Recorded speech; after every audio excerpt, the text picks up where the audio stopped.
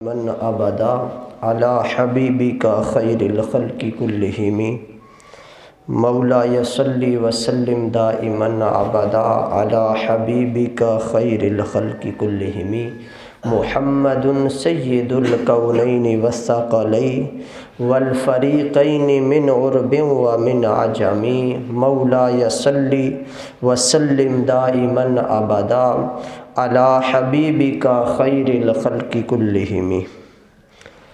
اللہ تبارک و تعالیٰ کی حمد و ثنا کے بعد نبی کریم رؤوف الرحیم احمد مجتبی حضرت محمد مصطفیٰ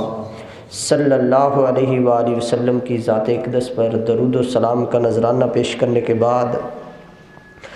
اللہ وحدہ لا شریک کی ذات بابرکات کا بے پناہ شکر و احسان ہے، اس کی توفیق ہے، اس کا کرم اور فضل ہے کہ اس نے ہمیں آج ایک مرتبہ پھر جمعۃ المبارک کی ان عظیم بابرکت اور رحمتوں والی فضیلتوں والی گھڑیوں کے اندر اپنے اس عظیم گھر خانہ خدا مسجد میں جمع ہونے کا موقع نصیب فرمایا ہے۔ دعا ہے اللہ رب العزت ہمارا آج یہاں پر آنا، بیٹھنا، ذکر و اذکار کا کرنا اور سننا اور انشاءاللہ نماز جمعۃ المبارک کا ادا کرنا، اس سب کو اپنی عظیم المرتبت بارگاہ میں قبول فرمائے اور اس ذکر کو سن کر سنا کر ہم سب کو اس پر عمل پیرا ہونے کی بھی توفیق عطا فرمائے اور آج کے ذکر خیر کو اللہ رب العزت ہم سب کے لیے قیامت والے دن ذریعہ نجات بنائے، آمین یا رب العالمین۔ آج کے جمعۃ المبارک کا جو موضوع ہے وہ چونکہ رمضان المبارک کی بڑی ہی پر نور ساعتیں آ رہی ہیں، رحمتوں والی گھڑیاں بڑی قریب قریب آ گئی ہیں، تو اسی حوالے سے میں نے رمضان المبارک کی فضیلت اور جو رمضان المبارک کے اندر روزے رکھیں گے، اللہ پاک کی حمد و ثنا کریں گے، اس کی تسبیحات کریں گے، استغفار کریں گے، جو روزہ دار ہیں ان کی فضیلت، اس حوالے سے ہم اپنے مخصوص وقت کے اندر گفتگو کریں گے۔ تو سب سے پہلے اللہ تبارک و تعالیٰ نے سورہ بقرہ کے اندر دوسرا پارہ ہے، فرمایا کہ یا ایھا الذین آمنوا، اللہ پاک ایمان والوں کو مخاطب فرما کے فرمایا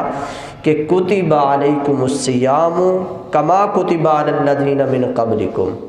کہ اے ایمان والو تم پر روزے رکھنا فرض کیے گئے ہیں، اور پھر فرمایا کہ جس طرح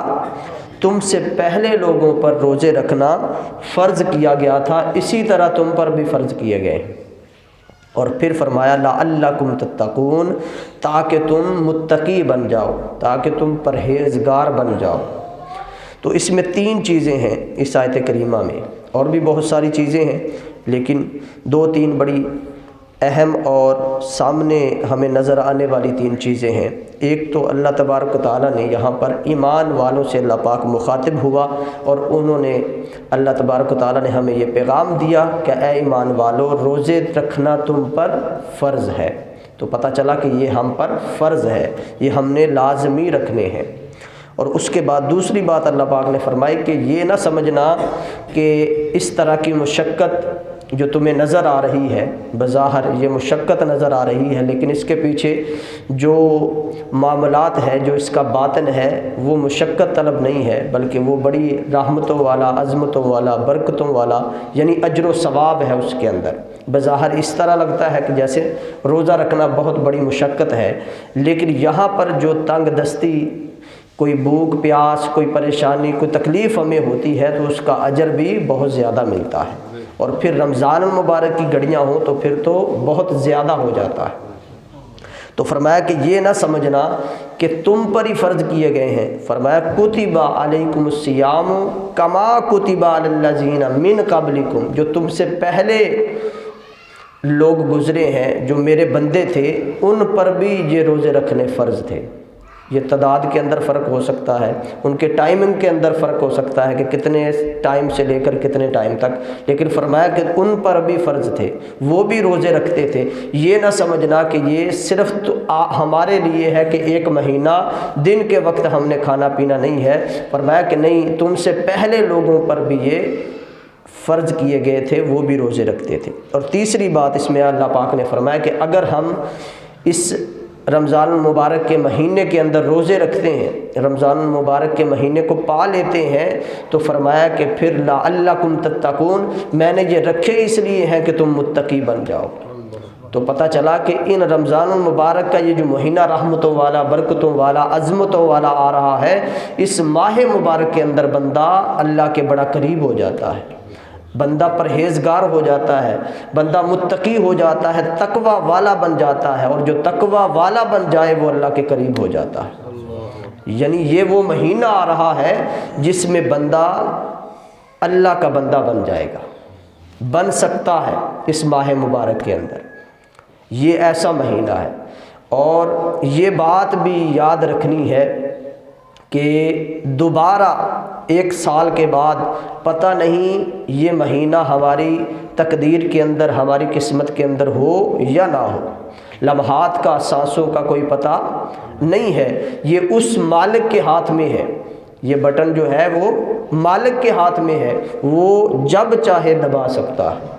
جتنا وقت مقرر ہے اس وقت تک ہم نے دنیا میں رہنا ہے، پھر واپس چلے جانا ہے۔ تو اس لیے اس طرح سے اس ماہ مبارک کا استقبال کرنا ہے اور اس کے اندر اہتمام کرنا ہے، یعنی رمضان المبارک کے روزے بھی رکھنے ہیں، راتوں کا قیام بھی کرنا ہے، اگرچہ کہ ہر ایک عبادت کا عمل ہم نے بڑھا دینا ہے، تو پھر کیا ملے گا؟ پھر اللہ پاک کے بندہ قریب ہو جاتا ہے۔ تو یہ مہینہ دعا کریں کہ یہ مہینہ ہماری قسمت میں ہو جائے، اور جب یہ ہو جائے تو پھر ہم اگلے کی بھی دعا کریں گے۔ آمین۔ تو سب سے پہلے روزہ جو ہے اس کا لغوی معنی جو ہے وہ ہے کسی چیز سے رکنا یا کسی چیز کو ترک کر دینا، چھوڑ دینا، اور شرعی معنی یہ ہے کہ ہر وہ مکلف اور بالغ شخص اس کا حصول ثواب کی نیت سے طلوع آفتاب سے لے کر غروب آفتاب تک کھانے پینے اور جماع کو ترک کرنا اور اپنے نفس کو حصول تقوی کے لیے تیار کرنا، اس کو روزہ کہتے ہیں۔ یعنی ان چیزوں سے منع ہو جانا، اسے روزہ کہتے ہیں۔ اور روزہ جو ہے یعنی رمضان المبارک کے جو روزے رکھنا ہے، یہ آقا کی شریعت کے اندر ہجرت کے تقریباً 1.5 سال بعد تقریباً 10 شعبان کو فرض کیا گیا تھا، اور سب سے پہلے نماز فرض کی گئی، اس کے بعد زکوٰۃ فرض کی گئی، اور تیسرے نمبر پر روزے مسلمانوں پر فرض کیے گئے۔ یہ اس کی ترتیب ہے۔ اب آتے ہیں فضیلت روزہ اور روزہ دار کی جو فضیلت ہے اللہ پاک نے بیان فرمائی ہے، اس پہ ہم گفتگو کرتے ہیں۔ صحیح بخاری کے اندر حدیث مبارکہ ہے، اور دیگر کتب کے اندر بھی حضرت ابو ہریرہ رضی اللہ تعالیٰ عنہ بیان کرتے ہیں، نبی کریم علیہ الصلوۃ والسلام نے فرمایا روزہ ڈھال ہے۔ کیا ہے؟ روزہ ڈھال ہے۔ اور پھر فرمایا کہ روزہ دار یعنی جن چیزوں سے بچنا ہے وہ بھی آقا کریم صلی اللہ علیہ وسلم نے فرما دیا ہے کہ ان چیزوں سے تم نے روزے کے دوران بچنا ہے۔ فرمایا کہ جو روزہ دار ہے، جو روزہ رکھے گا رمضان المبارک میں، وہ نہ جمع کرے اور نہ جہالت کی باتیں کرے۔ اور پھر فرمایا کہ اگر کوئی شخص اس سے لڑ پڑے تو اس کو نہ گالی دے، بلکہ فرمایا کہ وہ اس کو 2 مرتبہ کہے کہ میں روزے سے ہوں، نہ اس سے لڑے اور نہ گالی دے، بلکہ اس کو کہے کہ میں روزے سے ہوں۔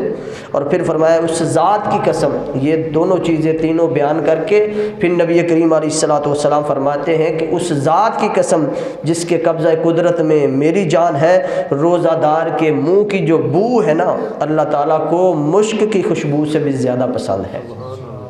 یہ چیزیں بیان کر کے پھر فرمایا کہ یہ جو بو آتی ہے نا معدہ خالی ہونے کی وجہ سے روزے کے دوران، پچھلے وقت ظہر کے بعد یا عصر کے بعد جب معدہ خالی ہوتا ہے، سارا دن کا معدہ خالی ہوتا ہے، تو یہ جو بو آتی ہے نا وہ بو نہیں ہے، میرے نزدیک وہ بو بھی مشک سے بھی زیادہ اچھی خوشبو ہے۔ اور پھر فرمایا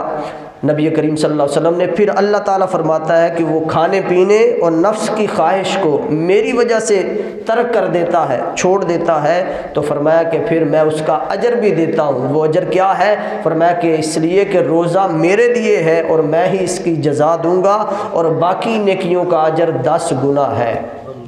یہ حدیث مبارکہ مکمل ہو گئی۔ تو سب سے پہلے نبی کریم صلی اللہ علیہ وسلم نے فرمایا کہ روزہ ڈھال ہے۔ روزہ ڈھال سے کیا مطلب ہے کہ روزہ ڈھال ہے؟ تو جب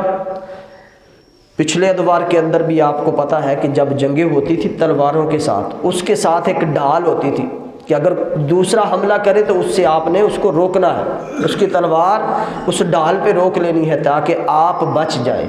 آپ پہ کوئی زخم نہ لگے، کوئی نقصان نہ پہنچے۔ تو فرمایا روزہ بھی ایک ڈال ہے۔ روزہ کس سے ڈال ہے؟ تو اس کا مفہوم یہ بنتا ہے کہ روزہ آگ سے ڈال ہے، یعنی دوزخ سے ڈال ہے روزہ جو ہے۔ اگر بندہ روزہ رکھ لیتا ہے تو پھر بندہ دوزخ کی آگ سے بچ جاتا ہے، یہ روزہ ڈال بن جائے گا۔ میں نے بتایا نا جنگ کے دوران ڈال کو ہم استعمال کرتے ہیں اپنی جان بچانے کے لیے، تو یہ ہم استعمال کرتے تھے پچھلے ادوار کے اندر جب جنگیں ہوتی تھی، اب تو جدید دور آ گیا۔ تو روزہ جو ہے یہ ہم خود آگے کرتے تھے، یہ فرق ہے اس ڈال کے اندر اور اس ڈال کے اندر، کہ روزہ بھی ڈال ہے اور اس وقت جو ہم تلوار کے ساتھ جب لڑتے تھے تو وہ لوہے کی جو ہوتی تھی ڈال وہ ہم خود آگے کرتے تھے، لیکن اس ڈال میں اور روزہ کی ڈال میں فرق یہ ہے کہ وہ ہم خود آگے کرتے تھے، روزہ قیامت کے دن بندے کے خود آگے ہو جائے گا، مولا اس نے مجھے رکھا تھا، میں شفاعت کرتا ہوں اسے بخش دے۔ یہ ڈال فرق ہے نا دونوں کے اندر، یہ خود آگے کرنی پڑے گی اور روزہ خود ڈال بن جائے گا، بندے کو آگے کرنا نہیں پڑے گا، یاد کرانا نہیں پڑے گا۔ یہ اتنی اچھی چیز ہے، یعنی وہ خود آگے ہو جائے گا، مولا یہ مجھے رکھتا رہا ہے، سارا دن بھوکا پیاسا رہتا اور اس نے بھوک پیاس برداشت کی ہے صبر کے ساتھ، بڑا اجر ہے اس کا، تو پھر اللہ پاک اس کی شفاعت کو بھی قبول فرمائے گا، روزہ بھی شفاعت کرے گا۔ اور اس کے بعد ایک تو یہ ہے، اور پھر کچھ چیزوں سے نبی کریم صلی اللہ علیہ وسلم نے منع بھی فرمایا کہ جماع نہیں کر سکتے روزے کی حالت کے اندر، ہم بیوی سے ہم بستری نہیں کر سکتے روزے کی حالت کے اندر۔ بس کئی لوگ یہ بھی سمجھتے ہیں کہ رات کو بھی ہم بستری نہیں کر سکتے رمضان المبارک میں، یہ غلط بات ہے۔ صرف روزے کی حالت کے اندر آپ جماع نہیں کر سکتے بیوی سے، ہم بستری نہیں کرتے، کریں گے تو روزہ ٹوٹ جائے گا۔ ہاں رات کو وقت آپ اپنے حقوق زوجین ادا کر سکتے ہیں۔ اور اس کے بعد فرمایا کہ نہ جہالت کی باتیں یعنی فضول باتیں نہ کریں، نہ گالی دیں، نہ لڑائی جھگڑا کریں۔ اگر روزہ رکھ لیا ہے تو پھر اس کو مکمل کرنا ہے، اس کو کامل رکھنا ہے تاکہ آپ کے اجر و ثواب میں کمی نہ ہو، ان باتوں سے پرہیز کرنا ہے۔ اور پھر فرمایا کہ وہ جو بو آتی ہے نا روزہ دار کے منہ سے لگتی، جب بندہ کچھ پاس بیٹھا ہوتا ہے تو روزہ دار کے منہ سے جو آتی ہے وہ اسے بو لگتی ہے، جو قریب انسان بیٹھا ہوتا ہے اسے لگتا ہے یار اس نے برشی نہیں کیا، اس نے مسواک ہی نہیں کی، اس کی معدہ خالی ہونے کی وجہ سے جو بو ہے، تو اللہ فرماتا ہے کہ وہ تمہیں بو لگتی ہے، مجھ سے پوچھو تو میں کہتا ہوں کہ وہ بو نہیں ہے بلکہ مشک سے بھی زیادہ اچھی خوشبو ہے۔ یہ ایسی چیز ہے، یعنی معدہ جب خالی ہو جاتا ہے عصر کے وقت، عصر کے قریب، تو وہ جو بو ہوتی ہے روزہ دار کی وہ بھی خوشبو بن جاتی ہے، اور ایسی خوشبو بنتی ہے جو مشک سے بھی زیادہ اچھی خوشبو ہے۔ اور پھر فرمایا بڑی لطیف بات ہے اس حدیث مبارکہ میں ایک اور، پھر فرمایا کہ روزہ میرے لیے ہے اور اس کی جزا بھی میں خود دوں گا، اور پھر فرمایا کہ باقی نیکیوں کا اجر 10 گنا ہے۔ یہ بڑی بات اہم ہے کہ ہر نیکی کا جو اجر ہے نا وہ 10 گنا ہے۔ مثال کے طور پہ بندہ ایک نیکی کرتا ہے تو اللہ پاک اس کی جگہ پہ 10 نیکیاں لکھتا ہے۔ من جاء بالحسنۃ فلہ عشر امثالھا، یہ قرآن کریم کا اصول ہے، اللہ پاک کا اصول ہے کہ من جاء بالحسنۃ فلہ عشر امثالھا، کہ جس نے ایک نیکی کی اس کے نامہ اعمال میں اس جیسی ہی 10 نیکیاں لکھ دی جائیں گی۔ یہ اصول ہے سب کے لیے اور ہر موسم کے لیے یہی اصول ہے۔ تو اللہ پاک نے یہاں پہ فرمایا کہ روزہ میرے لیے ہے، اس کی جزا بھی میں خود دوں گا، اور فرمایا کہ ہر نیکی کا اجر 10 گنا ہے، یہ بھی ساتھ بیان فرما دیا، یعنی اصول دے دیا کہ بندہ جب بھی نیکی کرے گا مسلمان، اس کو ایک نیکی کا ثواب کتنا ملے گا؟ 10 نیکیاں، یعنی بندے نے نیکی ایک کی ہوگی، یہ فضل اور رحمت ہے اللہ پاک کی۔ اگر عدل کرتا، مولا عدل کرتا تو ایک نیکی کا ثواب کتنا لکھتا؟ ایک۔ انصاف کی بات ہے نا، انصاف کی بات ہے نا، ایک لکھتا، لیکن اللہ نے عدل نہیں کیا بلکہ فضل کیا، فرمایا کہ ایک نیکی کی ہے لکھوں گا 10، لکھوں گا کتنی؟ 10۔ تو بندے نے ایک نیکی کی اور اللہ پاک نے کتنی لکھی؟ 10۔ اور اس میں ایک اور بات ہے، بڑی لطیف بات، کہ اس نے جو 10 نیکیاں لکھی ہیں نا، بقیہ 9 جو لکھی ہیں، یعنی ایک نیکی کا ثواب اگر ایک بھی لگا لیا جائے تو باقی 9 بچتی ہیں، وہ 9 نیکیاں جو ہے نا، بندے نے ایک نیکی کی تھی، لیکن فرمایا کہ وہ جو 9 نیکیاں ہیں نا وہ بھی ان ایک جیسی نیکی ہے، جیسی اس نے ایک کی ہے نا بقیہ 9 بھی ان ایک جیسی ہے۔ یعنی اتنا فضل فرمایا اللہ پاک، یعنی یہ نہیں کہ ایک نیکی بڑی ہے باقی جو 9 ہے وہ چھوٹی ہیں، فرمایا نہیں، باقی 9 بھی اس جیسی ہیں جس سے اس نے پہلی نیکی کی ہے۔ تو یہ اتنا اللہ پاک نے فضل فرمایا، فرمایا کہ ہر نیکی کا جو ثواب ہے وہ 10 نیکیاں ہیں ہر بندے کے لیے ہر موسم کے اندر، لیکن فرمایا کہ جو روزہ ہے نا وہ میرے لیے ہے۔ وہ کیا ہے؟ وہ میرے لیے ہے، اس کی جزا بھی میں دوں گا، اس کا بدلہ بھی میں دوں گا۔ مولا اگر بندہ ویسے بھی نیکی کرے تو اجر تو نہیں دینا ہے، نیکی بھی وہ تیرے لیے کرتا ہے، لیکن فرمایا کہ روزے کو خصوصیت حاصل ہے کہ بندہ صبح سے لے کر شام تک کتنے گھنٹے بھوکا پیاسا رہے گا، تو فرمایا کہ اس کی بھوک کو، پیاس کو، صبر کو، یہ سب کچھ دیکھتے ہوئے میں نے اسے خصوصیت دی ہے کہ روزہ میرے لیے اس نے رکھا ہے، اس نے روزہ میرے لیے رکھا ہے، اپنے آپ کو مشکل میں، مصیبت میں، پریشانی میں بظاہر میرے لیے ڈالا ہے، تو اس کا اجر بھی میں ہی عطا کروں گا۔ تو اس کا اجر کیا ہے؟ حدیث مبارکہ میں آتا ہے، یہ میرا خیال ہے، میرا وجدان ہے، میرا عقیدہ ہے، بات غلط بھی ہو سکتی ہے، صحیح بھی ہو سکتی ہے، کہ بندے کو اللہ پاک اجر کیسے دے گا؟ پھر جب اللہ نے فرما دیا کہ 10 گنا نہیں اس کا ملے گا، اس کا زیادہ ہے، اس لیے کہ یہ میرے لیے ہے اور اجر بھی میں دوں گا، اس میں بہت بڑی بات ہے۔ تو حدیث مبارکہ ایک ملتی ہے کہ قیامت کے دن جب اللہ پاک فیصلے فرما دے گا، جنتی جنت کے اندر چلے جائیں گے اور دوزخی دوزخ میں چلے جائیں گے، تو کچھ جنتی جنت میں نہیں جائیں گے بلکہ کھڑے رہیں گے ادھر میدان کے اندر، قیامت کے روز، حشر کے روز وہاں پر کھڑے رہیں گے، وہ نہیں جائیں گے۔ تو مولا پھر وہاں سے فارغ ہو کر ان سے پوچھے گا، تم کیوں نہیں جا رہے؟ تمہیں جنت میں بھیج دیا، تمہارا فیصلہ ہو گیا، اب کیوں نہیں جا رہے؟ تو وہ عرض کریں گے، مولا ہم نے عبادت جنت کے لیے نہیں کی تھی، ہم نے عبادت جنت حاصل کرنے کے لیے نہیں کی تھی، ہم تو تیرے دیدار کے طالب ہیں، ہم تو تیرے مکھڑے کے طالب ہیں کہ تو صرف پردہ ہٹا دے اور اپنا دیدار کروا دے، ہم سب کے لیے یہی سب کچھ ہے۔ تو وہ صرف اس لیے کھڑے ہوں گے۔ تو میں اس کا تجزیہ یہ کرتا ہوں، اس کی تشریح، اس کی وضاحت یہ کر رہا ہوں اس حدیث مبارکہ کی، کہ جب اللہ نے فرمایا کہ روزہ میرے لیے ہے اور اس کی جزا بھی میں خود دوں گا، تو وہ جو قیامت کے دن بندے کھڑے ہوں گے وہ روزہ دار ہوں گے۔ وہ کیا ہوں گے؟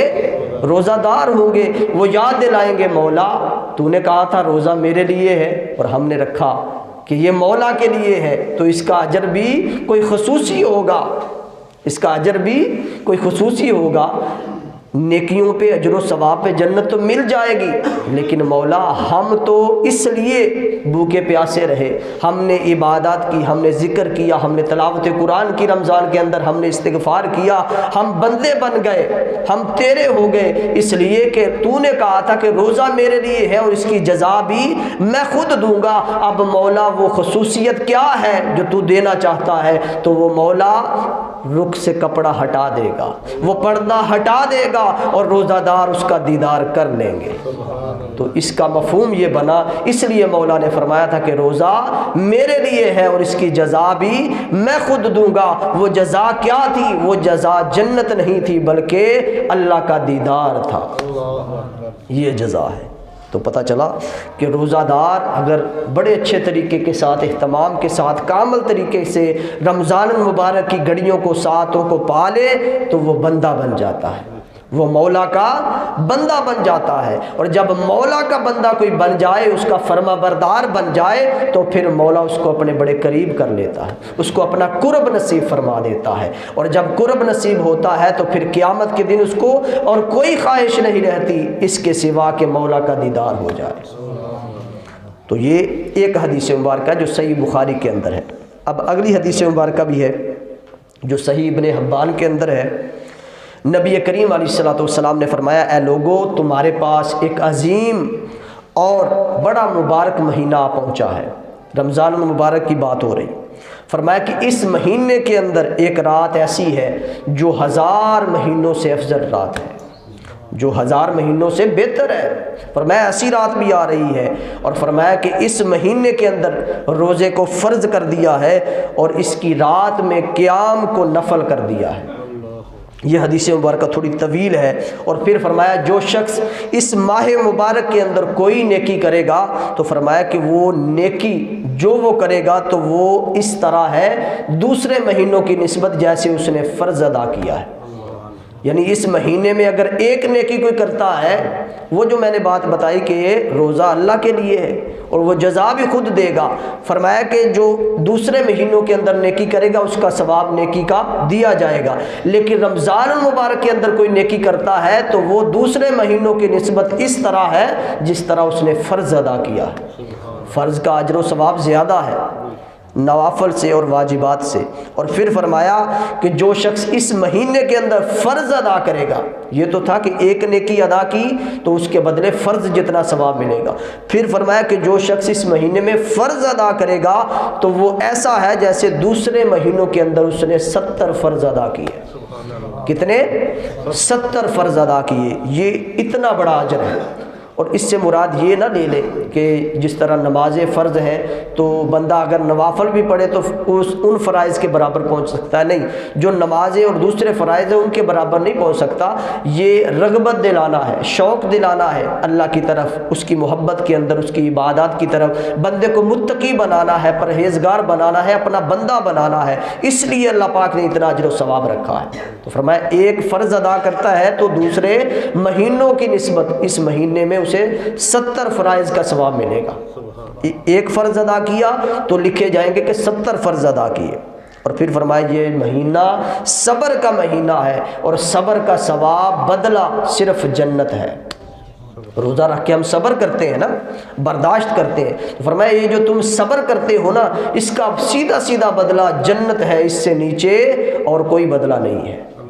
اور پھر فرمایا اس مہینے کے اندر جو کسی روزہ دار کا روزہ افطار کروائے، یہ طویل حدیث مبارکہ ایک ہی ہے،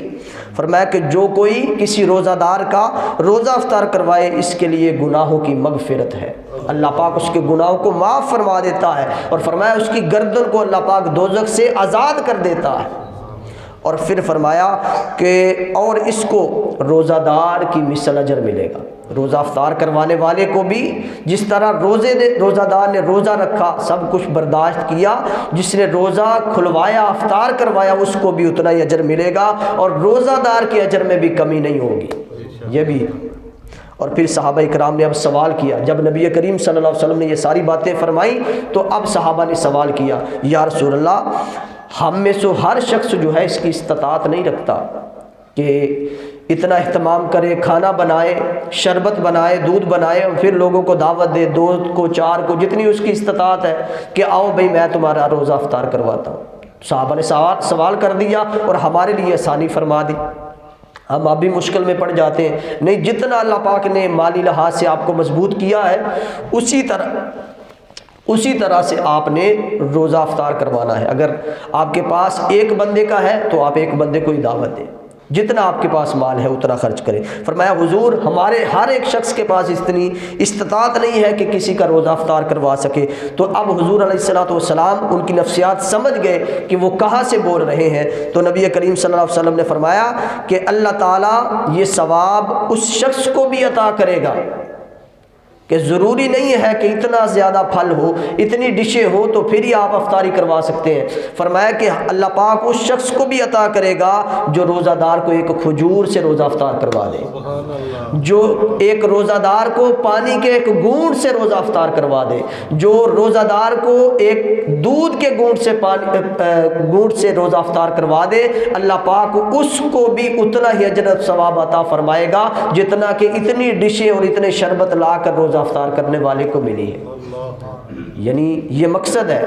اور اس سے مراد اور روزے کا سب سے اہم مفہوم یہی ہے خدمت خلق۔ جو فلسفہ ہے رمضان المبارک کا وہ ہے ہی خدمت خلق، اس لیے کہ ہم جب روزہ رکھتے ہیں تو بھوک لگتی ہے، پیاس لگتی ہے تو ہم برداشت کرتے ہیں۔ تو اس میں ہمارے لیے پیغام یہ ہے کہ دوسروں کا بھی خیال کرنا ہے۔ جس طرح آج تمہیں بھوک لگی ہوئی ہے نا، سال میں 1 مہینہ آیا ہے تو اس میں تم سے صبر نہیں ہو رہا، برداشت نہیں ہو رہا، تو جن کو مالی لحاظ سے اللہ پاک نے کم تر رکھا ہے تم سے، ہو سکتا ہے وہ 1 وقت کی روٹی کھاتے ہوں، تم نے ان کا بھی خیال کرنا ہے۔ میں نے تو رمضان المبارک کو اس لیے لے کر آیا ہوں، ہو سکتا ہے آج تم گوشت کھا رہے ہو، کسی گھر میں 2 مہینے سے 3 مہینے سے 6 مہینے سے گوشت ہی نہ پکا ہو، تم نے ان کا بھی خیال کرنا ہے۔ ان کو بھی پیاس لگتی ہے، ان کو بھی بھوک لگتی ہے، تم بھی کپڑے پہنتے ہو، ان کے بھی کپڑے دیکھنے ہوں گے۔ تو یہ مہینہ جو ہے یہ خدمت خلق کا مہینہ بھی ہے، یہ ہمیں سبق دینے آیا ہے، پیغام دینے کے لیے آیا ہے کہ لوگوں جو ہم سے مالی لحاظ سے کم ہے،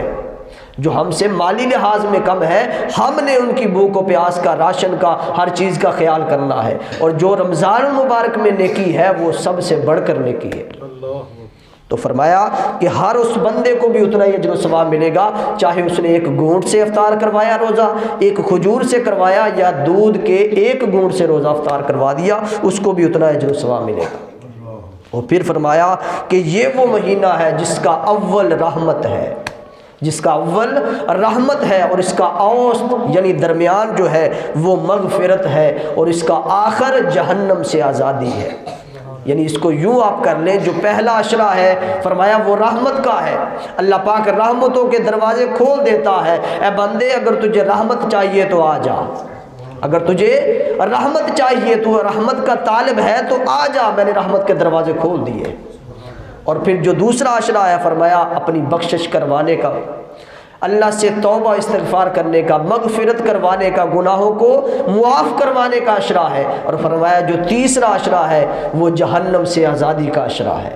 اپنے آپ کو، اپنی گردنوں کو، اپنے آپ کو آزاد کروا لو آگ سے، دوزخ سے آزاد کروانے کا عشرہ ہے۔ اور پھر فرمایا کہ جس شخص نے اس ماہ مبارک کے اندر،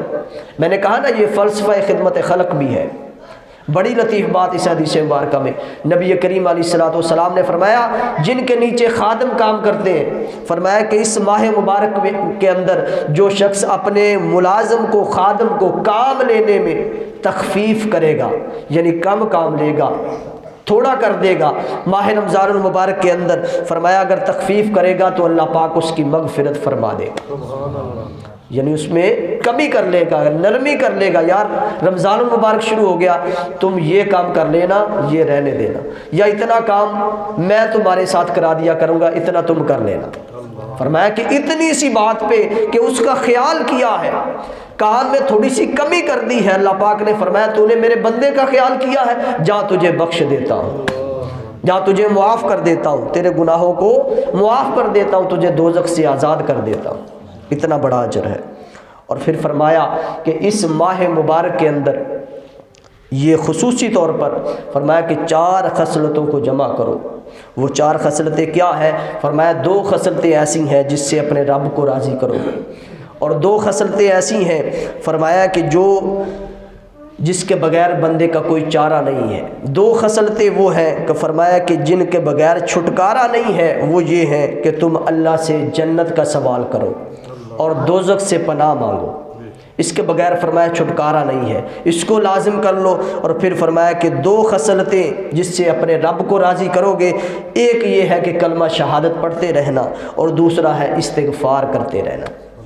یعنی اللہ سے معافی طلب کرتے رہنا اپنے گناہوں کی۔ یہ 4 خصلتیں فرمایا کہ اس کو لازم کر لو، اور جو بندہ کسی روزہ دار کو فرمایا کہ پانی پلائے گا، یہ حدیث مبارکہ اب مکمل ہو رہی ہے، نبی کریم صلی اللہ علیہ وسلم نے فرمایا کہ جو بندہ کسی روزے دار کو پانی پلائے گا، اللہ پاک اسے قیامت کے دن میرے حوض سے پانی پلائے گا، اور جب وہ میرے حوض سے پانی پی لے گا پھر اسے کبھی پیاس نہیں لگے گی، جنت داخلے تک کبھی پیاس نہیں لگے گی۔ تو یہ بھی فلسفہ خدمت خلق کے اندر آ گیا، اور یہ بھی ساتھ فرما دیا جو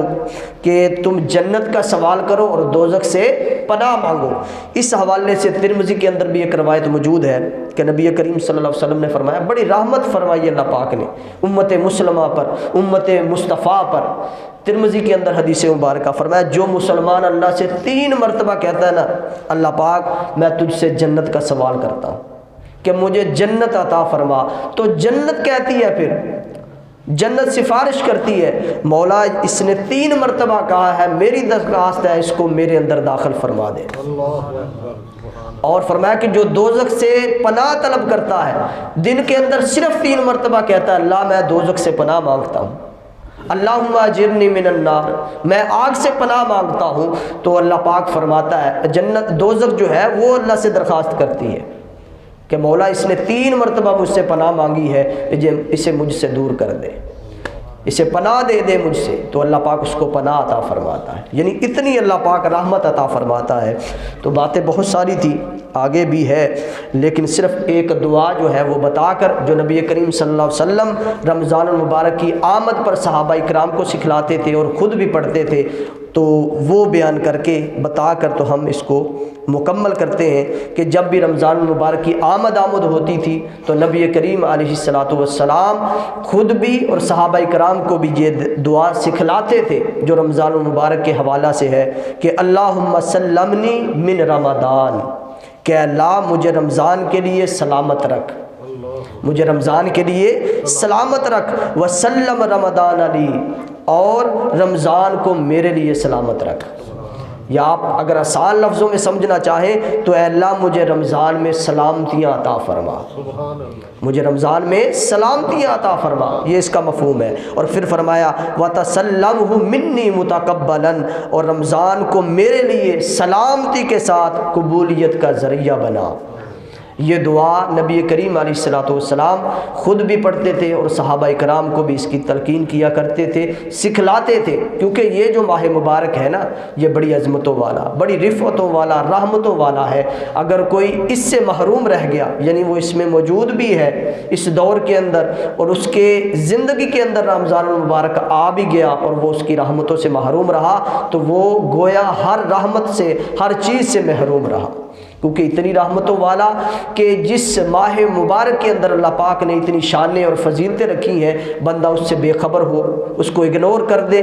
تو یہ بندے کے لیے باعث ندامت ہے اور باعث جہالت ہے۔ اس لیے یہ ماہ مبارک اس کو ایسے ہی نہ سمجھے۔ نبی کریم علیہ السلام ماہ رمضان کا استقبال اور اس کی تیاری ماہ شعبان کے اندر ہی شروع فرما دیتے تھے، بلکہ شعبان کے روزوں کو آپ رمضان کے روزوں سے ملا دیتے تھے، یعنی شعبان کے اندر ہی آپ روزے رکھنا شروع کر دیتے تھے، اور پھر رمضان آ جاتا تھا تو ایک روٹین بن جاتی تھی، ایک ماحول بن جاتا تھا۔ تو اس طریقے سے آپ رمضان المبارک کی تیاری کرتے اور پھر رمضان المبارک کا اہتمام کر کے، استقبال کر کے پھر آپ رمضان المبارک کو گزارتے تھے۔ اس لیے یہ رمضان المبارک ایسا ہی مہینہ نہیں ہے، اس میں بہت ساری فضیلتیں ہیں، رحمتیں ہیں، قرآن پاک کا نزول بھی ہے، اور ایک رات ایسی بھی آ رہی ہے جو 1000 مہینوں سے افضل رات ہے۔ تو اللہ پاک ہم سب کو اس ماہ رمضان المبارک کو پانے کی، اس کے اندر اس کا رمضان کے روزوں کا اہتمام کرنے اور ادب و احترام کرنے، رمضان کا ادب و احترام کرنے، اس کا اہتمام کرنے اور کامل روزے رکھنے کی توفیق عطا فرمائے، اور اس کی راتوں کو اللہ پاک تلاوت قرآن اور نوافل کے ذریعے، توبہ استغفار کے ذریعے سجانے کی اللہ پاک توفیق عطا فرمائے۔ آمین۔ وآخر دعوانا ان الحمد للہ رب العالمین۔